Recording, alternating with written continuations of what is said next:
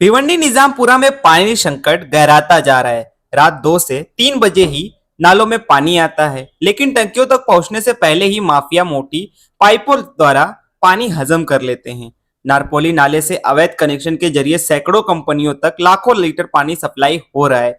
नागरिकों का आरोप है कि रसूखदार नेताओं और विभागीय कर्मचारी की मिलीभगत से यह करोड़ों का कारोबार फूल फल रहा है, जबकि जलापूर्ति विभाग मौन दर्शक बना हुआ है। भिवंडी में स्वाभिमान सेवा संस्था की ओर से आयोजित स्वाभिमान गणेश दर्शन स्पर्धा का पुरस्कार वितरण पद्माशाली समाज सभागृह में हुआ। संयुक्त मित्र मंडल गौरीपाड़ा ने पहला स्थान हासिल कर 21,000 रुपए नगद और सम्मान चिन्ह जीता। दूसरा स्थान जय भारत मित्र मंडल पद्मानगर और तीसरा ओमकार मित्र मंडल कोम्बरपाड़ा को मिला। 22 साल से चल रही इस प्रतियोगिता का उद्देश्य छोटे मंडलों और घरगुती गणेश उत्सव को बढ़ावा देना है। भिवंडी में 2 दिनों के भीतर 3 नाबालिगों के लापता होने से दहशत का माहौल है। काल्हेर, आजाद नगर और नई बस्ती से 2 लड़कियां और 1 लड़का अचानक गायब हो गए। परिजनों की शिकायत पर नारपोली, शांति नगर और शहर पुलिस थाने में अपहरण के मामले दर्ज किए गए हैं। बच्चों की तलाश में पुलिस ने टीमें तैनात कर दी हैं, जबकि लगातार घटनाओं से नागरिकों में भय का माहौल है। भिवंडी में सांस्कृतिक धूमधाम के साथ मनाया गया जितिया व्रत पर्व। भिवंडी में भाजपा उत्तर भारतीय मोर्चा की ओर से तीसरे व्रत जितिया व्रत पर्व भव्य रूप से मनाया गया। सैकड़ों मातृ शक्तियों ने पारंपरिक रीति से व्रत पूजन कर आशीर्वाद प्राप्त किया। पद्मावती डेवलपर्स के सुजीत सिंह समेत कई उद्योगपति और राजनीतिक हस्तियां मौजूद रहीं।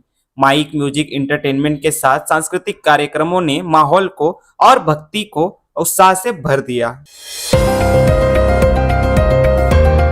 फाइनेंशियल ईयर 2024-25 की आईटीआर फाइलिंग की डेडलाइन नजदीक है, लेकिन पोर्टल पर लगातार तकनीकी दिक्कतें आ रही हैं। कई यूजर्स ने शिकायत की है कि लॉगिन फॉर्म 26AS और AIS डाउनलोड करने में समस्या हो रही है।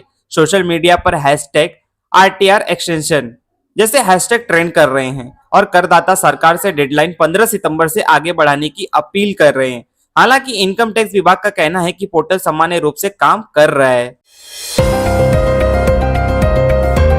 एशिया कप 2025 में भारत पाकिस्तान मुकाबले से पहले सोशल मीडिया पर बहिष्कार की मांग तेज हो गई है।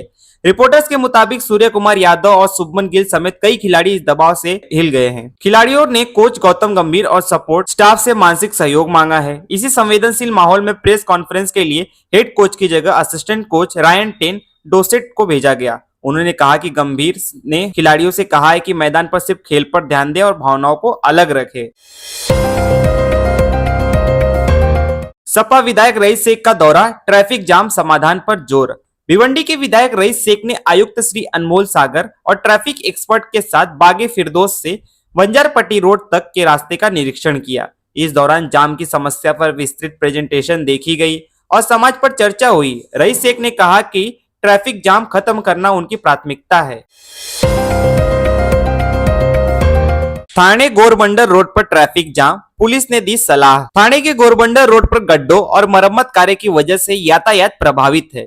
फिलहाल सिग्नल लाइट ट्रैफिक शुरू है और बैकलॉग भी बढ़ गया है। थाने पुलिस ने वाहन चालकों से अपील की है कि वे वैकल्पिक मार्गों का इस्तेमाल करें और सुरक्षित यात्रा करें।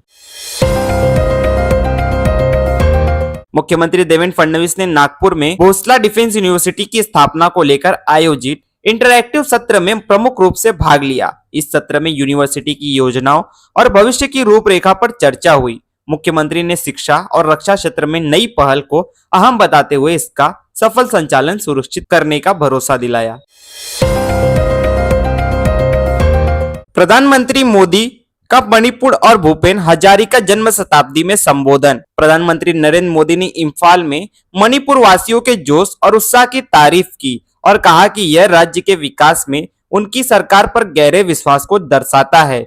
इसके अलावा उन्होंने गुवाहाटी में महान भूपेन हजारिका जी की जन्म शताब्दी समारोह में भाग लिया और वहां की झलकियां साझा की।